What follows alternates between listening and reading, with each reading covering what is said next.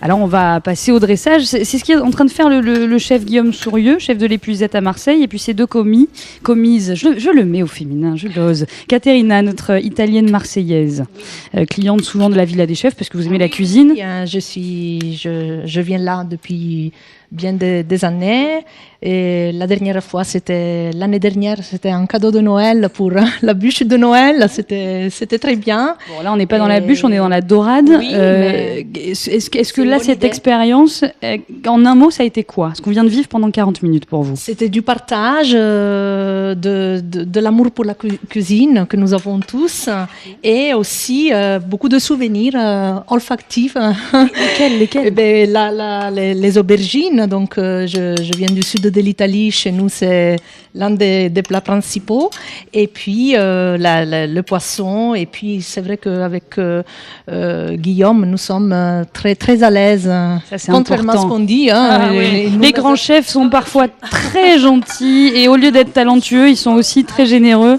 Et ils ont une grande convivialité. C'est pour ça que vous êtes là, Guillaume, aussi. Avant de donner la parole à Anne, votre deuxième commis de cuisine, on décrit ce qu'on est en train de faire parce que c'est juste magnifique. Le dressage, donc on utilise l'aubergine on l'a fait en tranches, on fait comme un portefeuille, on a mis à l'intérieur le tartare dans un petit cercle pour que ce soit joli bien rond, et on a refermé l'aubergine sur le dessus pour faire donc une fermeture dessus-dessous.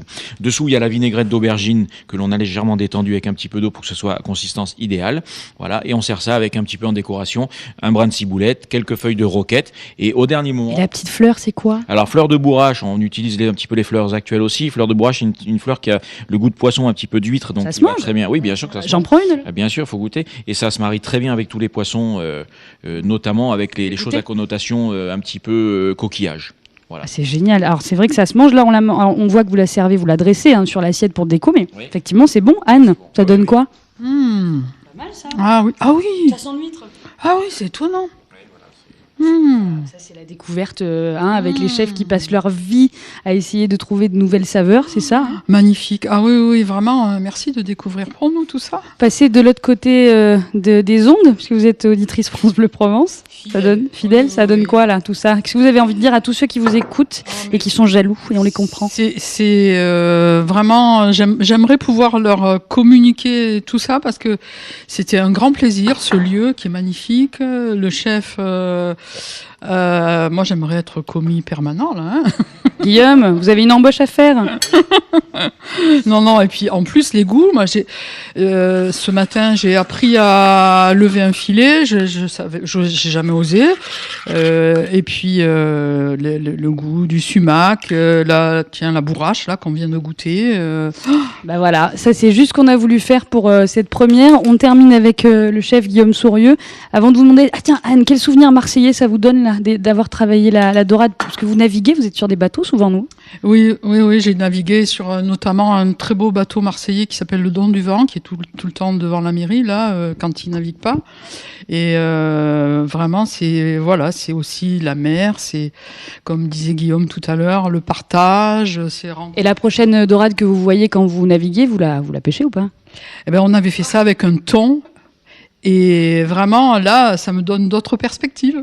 Voilà, c'est l'ouverture qui compte. On termine ce dressage et on termine comment, chef? Juste, on a mis les petites herbes, la petite roquette. Je mets un petit peu de sumac dessus encore pour donner vraiment ce côté citronné et coloré. Voilà. Et puis j'ai envie de dire aux gens, n'hésitez pas à cuisiner. La cuisine, on peut la faire simple et on peut la faire bonne. Il n'y a pas besoin de rajouter 36 000 produits qui n'ont rien à foutre dans des produits que l'on achète dans certains commerces. Donc je défendrai le produit, je défendrai vraiment la bonne bouffe comme faisait Jean-Pierre Coff. Je le comprends maintenant pourquoi il était aussi réactionnaire. Et faites simple mais bon. Chers amis, le mot de la fin, il est pour vous. Caterina. Oui. Un mot. Grazie mille. Eh ben voilà, en italien, sans l'avoir préparé, ça c'est magnifique. Anne, notre deuxième commis, un seul mot. Vraiment extraordinaire, c'était mon cadeau de Noël avant Noël. Eh ben voilà, on est ravis de vous l'avoir offert. Guillaume. Et oui, moi je dis simplement, venez à la Villa des Chefs, venez découvrir ce que font les chefs aussi, parce qu'on est une quinzaine à travailler avec Karine ici.